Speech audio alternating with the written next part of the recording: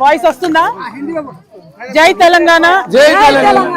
तेलंगाना जागृति से जन्म बाटा प्रोग्राम लेके तेलंगाना के 33 डिस्ट्रिक्ट्स में हम लोग पूरा यात्रा कर रहे हैं। इस यात्रा में जहां जहां लोगों के जो भी मसाइल है उन मसाइलों को हुकूमत के नजर में लेके आके हुकूमत से डिमांड करके हुकूमत के ऊपर लड़ाई करके लोगों के मसाइल हल करने का कोशिश तेलंगाना जागृति कर रही है। और इसी दौरे पे हम आज राजेंद्र नगर में आए हैं। राजेंद्र नगर में भोपाल नगर में हम यहाँ पे हैं। बहुत दिनों से तकरीबन 40-45 सालों से इनका ये प्रॉब्लम है, इनको पट्टे नहीं मिल रहे, इसीलिए हम लड़ने के लिए आए इनके वास्ते। और यहाँ गवर्नमेंट से सिर्फ इतना ही गुजारिश है, अगर सरकार फॉरेस्ट डिपार्टमेंट को 40 एकर्स का लैंड दे देती है, यहाँ जितने भी लोग 20 एकड़ में कब्जे में हैं इनको पट्टे मिलने का पॉसिबिलिटी है। तो इसी वास्ते इनके तरफ से लड़ने के लिए हम आए हैं।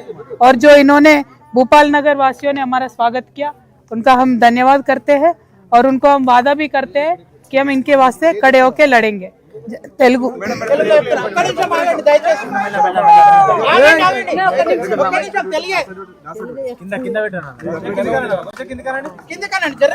నేను చిన్నగున్నా కదా జర కింది కంటే అట్లా థ్యాంక్ యూ। జై తెలంగాణ, అందరికీ నమస్కారం।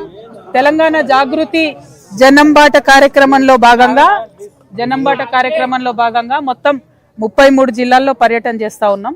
ఈ 33 జిల్లాల్లో కూడా ఎక్కడెక్కడ ప్రజల సమస్యలు ఏండ్ల తరబడి పెండింగ్ ఉన్నాయో, ఎక్కడైతే ఎన్ని ప్రభుత్వాలు వచ్చినా పోయినా ప్రజలకు మరి వారి సమస్య పరిష్కారం కాలేదో అట్లాంటి సమస్యల దగ్గరికి వెళ్ళి వాటిని ప్రభుత్వాల దృష్టికి తీసుకొచ్చి ప్రభుత్వాల మీద ఒత్తిడి పెంచి ఆ సమస్యలు పరిష్కరించడానికి మేము ప్రయత్నం చేస్తూ ఉన్నాం।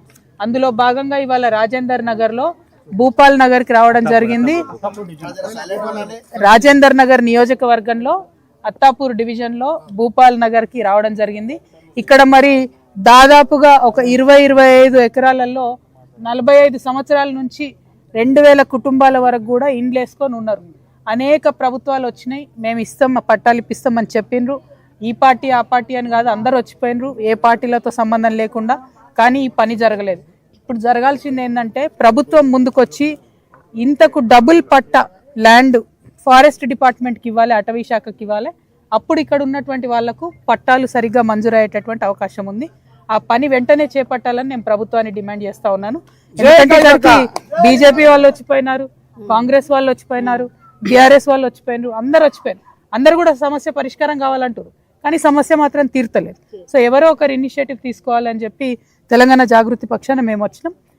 ఈ భూపాల్ నగర్ వాసుల పక్షాన మేము నిలబడతాం, ప్రభుత్వం మీద ఒత్తిడి తీసుకొస్తాం, ఈ నగరవాసులందరికీ కూడా పట్టాలు సాధిస్తాం। Thank you. జై తెలంగాణ, బాయ్ బాయ్।